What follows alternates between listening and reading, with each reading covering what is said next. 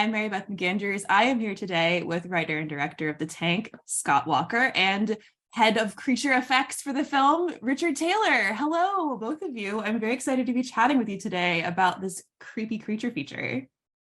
Great to meet you. Thank you. Yeah, So, great Scott, pleasure, Mary Beth. Lovely nice to meet you you. too. So Scott, I want to ask a question to you first. So this is your first film in about a decade, isn't it? So what has it been like to kind of make this new movie that is so different from your previous film? It's been fantastic. I mean, when the Frozen Ground came, there was a whole bunch of other projects that happened, and one I got close to coming back to New Zealand to shoot, and then the company got bought in LA by another company, blah blah blah blah.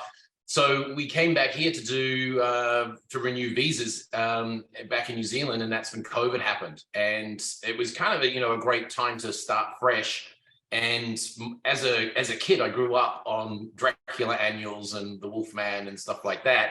And Richard and I have been talking for years about doing something together one day. And so the Tank came about, and it was a perfect opportunity. I was back here, and it kind of felt much more like a return to something that was a real dream of mine, doing a proper creature feature. And it's Robert Hansen in the Frozen Ground is a real life monster. But yeah, this is not trying to, the Frozen Ground is a very serious film. This isn't. So this is more fun, roller coaster, exciting. So, and great to work with Richard. So amazing. What was the collaboration process like between the two of you? And Richard, I'd love to hear from you about like how the collaboration started with the creature and like what that process looks like in starting to design the monster. Thank you. Well, this is the best of collaborations because Scott, as a director and a writer, provided us with a extraordinarily detailed brief with a sort of ecological plausibility, which doesn't happen often. Scott had thought, even though he's making light of his script, Scott had thought through the physiological, the biological realities of this creature to the deepest levels that you could go, providing us with a very complex set of mood boards, ideas, written descriptions, etc. And that was the most perfect of leaping off points. He did know that he wanted to do it as a suit character, so that, that it's an interesting point of discussion, even that, because if a director chooses to do something with a physical suit character, they are in control of the moment. And if they choose to do it digitally, of course, it's a post-production endeavor that may be equally as enjoyable, but it isn't happening in real time in front of the camera for the director to be an integral part of the involvement. And Scott saw that bringing a physical creature to the set would give him that opportunity. Obviously, there's also a cost effectiveness involved. And so for us, the design process was highly enjoyable. It only took 2 or 3 rounds of design, starting with one of our young designers, Max, who did some great early concept art and then handed it off to our 3D modelers who developed the design further to the point that it met Scott's liking and could be achieved physically on a performer. So then, Scott, what was like the inspiration for this monster, since you had so many notes and like all this incredible thought behind it? What served as the inspiration for you for the creature? Well, it started, so we came back to renew our US visas. My family, my boys were born there. And when COVID started, we got stranded, and a friend said, go and stay in my old house. And under his old house was this enormous water tank. And living in California, coming back here, we weren't really thinking about water rationing. We ran out of water and I had to climb down into the tank. And that night, I had more nightmares than I've ever had, starting about, what creatures are going to come out of the taps or come up and eat our family. And we didn't get eaten. And I rang Richard and said, I've just had these nightmares and this idea. And Richard has his own experiences of water tanks. And so it came out of that, and I wanted it to feel real. I didn't want it to be alien. I wanted it to feel like it was of Earth. And it was at a time when we were incredibly destabilized as a family and felt like the world was very destabilized, and who knew what was going to happen. And in a lot of ways, it felt like this is Mother Nature trying to rebalance us for what we've done to the planet. And so there's a big theme in the film about, the grandfather went to this house and built a house probably where he should never have built it in the first place, and then the next generation come along and don't learn from that, and the father starting up water pumps and things like that, and awakens what lives beneath. And so it kind of gave us parameters of, I want it to be real. Everything needed to be based in some kind of earthbound species. Like Richard was saying, I kind of geeked out a bit and wrote this thesis on what this creature would be, what its genus and phenotype attributes and reproductive cycle, all this kind of thing. And at the core of it was female, or it was asexual and not needing a male to reproduce. And I liked that idea because it embodied Mother Nature, and also embodied values which are more feminine values versus, kind of generalizing here, but broadly male, destructive, greed, values. And so that kind of guided some of the first conversations that Richard and I had was about that, I didn't see this creature as being, it's not predator, it's not 7 foot tall and hulking and muscular. It lives underground, it's reptilian, it's live, it's muscular. And then Richard found this amazing performer, Regina, who's an incredible contortionist, and that kind of all just like happened. Boom, the first person that Richard reached out to was like, wow, she was incredible.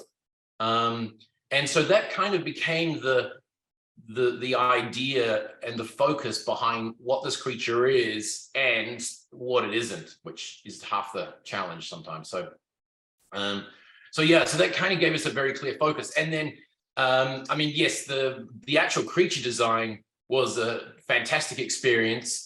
Doing a physical creature, a suit creature, from my perspective, was kind of, from a budgetary perspective, but also the way I wanted to shoot it and have the actors, we were underwater, in the dark, in a cave, with the actors having to wrestle something. And to have them have something that they can physically grip onto and the two throw and thrash around, I didn't see another way to do that.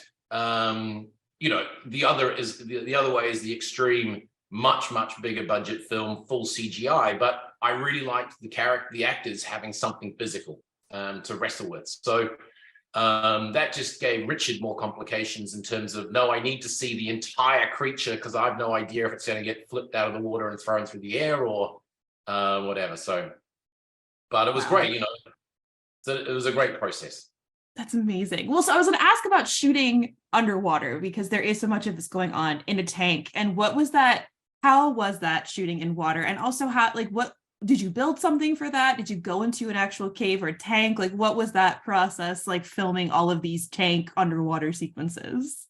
The whole thing was shot in 2 locations, exteriors on a West Coast beach here, Dublin for Oregon, which was actually the beach I grew up on, which was great. And then the rest was done all in a studio. Cool. Okay.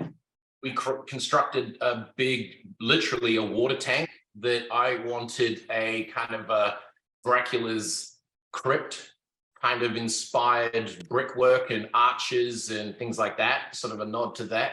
And we had an amazing art department who built it and put 40,000 tons or whatever it was of water into it, and then built a big cave system,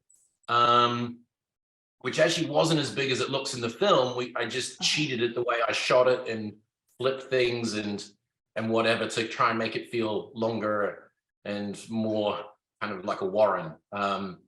So we did that. And then, but just going back to this guy here, or this girl. Oh my God.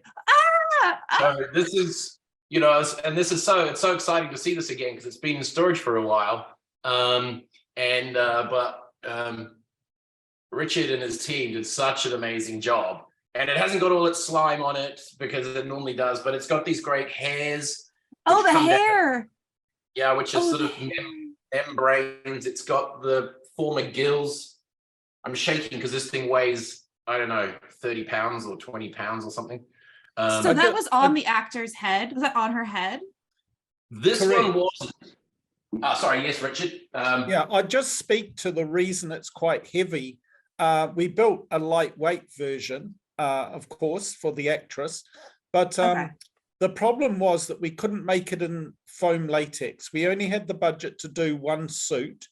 And if we had made it in foam latex, we would have needed two suits because we would have had to be drying one through the day so we could have the other one wet during filming.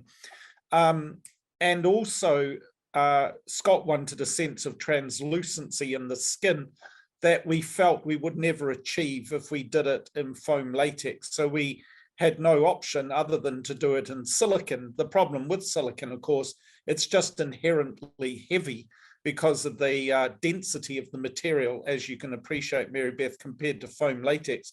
Yeah. So the actress had to persevere through wearing a suit. There's like a very tight wetsuit that was all made in foam latex. Sorry, not in foam, but silicon. Because of the quick turnaround as well, we didn't have the ability to sculpt it physically. So we actually did it entirely digitally, and it's all cast out of digital cores and digital molds that have been 3D printed on one of our, or on a couple of our 3D printers. So it's the first time that we've ever done a full suit through 3D printing technology. We've done many other complex things, but never done a full creature suit in this manner. But it allowed us to turn it around very, very quickly and achieve the fit and the ability to make the suit in the time we had. Yeah. Wait, how long did it take to 3D print that then? And just as an idea, Regina, who was the performer in the suit, it's hard to show you on these. I've got the three heads here. It's literally like these two little eyepieces. That's all she can see out, but she has to see through the mouth, which is out here. So she's basically blind. And then she was in the dark, and then she was underwater. So just incredible courage on her, very, if you're fighting with someone and you can see nothing and you're being, up and down underwater. We had a fantastic safety dive team and stunt team. But she was really thrown around, and she's inside this suit. She has no hands. She has no, they're all inside claws. And so, she had to stay calm and just trust everybody around her. So it was terrific, as a sort of an overall team. So cool. And then Richard, I'm just curious, how long did it take to 3D print the suit? I think about probably about 3 weeks in total to print each section. Because we had to print it, we didn't have the ability to make it as a one-part suit with a zipper hidden in the belly. We ultimately made it with the head, the four limbs, the tail, and the body as independent molds, which meant that we had to have seams around the shoulders and the hips. But ultimately, Scott shot around that and made sure that it was achievable. I just mention Regina one more time, because when she first came in, she's very, very small, and that's something that we needed. She's, I think, 4'11", 5 foot tall. Oh, wow. So the first thing I did was put her in a rubber head that we had that almost took away all her sight and all of her sensory control, and then had her physically attack one of our staff, climb over their bodies, wrench them around. And this person is very large and very strong. So there was this incredible wrestling between the two of them to really check whether she just simply had the the zen that you require when you wear a suit and when you are in that sort of scenario. She wasn't in water, of course, but she proved very quickly that she was gutsy and powerful and willing to, you know, throw all caution to the wind to try and engender the sense of frenetic power that we needed to get out of the creature. It's very easy to find someone that has extraordinary performance capabilities outside of a suit. But, you know, as so many of the things on the wall behind you speaks to, you know, Killer Clowns from Outer Space by the Chiodo brothers, I see that you've got on the wall. Oh, you know, yeah. that just even wearing something like those outfits is very testing on the performers, never mind something that's under the water. So yeah, so good on her, and she needs every accolade possible. I wish there was an Oscar for creature wearing characters. So yeah, she'd be a winner. Yeah, Mary Beth was fantastic. She was the first person that Richard and I talked about, because Richard's in Wellington, so and I'm about 8 hours north drive, and so we were doing a lot of Zooms like this. But she came in and we talked about, you know, this particular thing, and I had in my mind this idea of like if a cat leapt on your head, what, you know, trying to attack you. And so when we were doing the Zoom and Regina took a running leap and landed practically on top of this guy's head and started to try and attack him and bite him, it was like, okay, she's definitely got the inner creature. So we were like, crikey, I think Richard said to me, I don't want to jinx this, but could we have found the person the first time? Who knows? That's and we amazing. did. So yeah. That terrific. is so cool. Well, thank you, both of you, for taking the time to chat with me about the film and about how you created the creature. I love creature features, and it was such a joy to see this monster, and it's really cool to get to hear how you guys accomplished that. I really appreciate your time. Well, thank you for yours. And, you know, and just on that, I've only got a minute, is that's what this was, what, you know, this started out as a nod to proper creature feature, to do something without any CGI, to do it as physically as possible, and then use all the filmic tricks to reveal parts of it now and then, build the suspense, but be able to absolutely go as full action wise as possible with a person being a creature. And I'm thrilled with how it turned out, and you know, so excited to see how audiences respond. Awesome. Well, thank you both so much. I really appreciate it.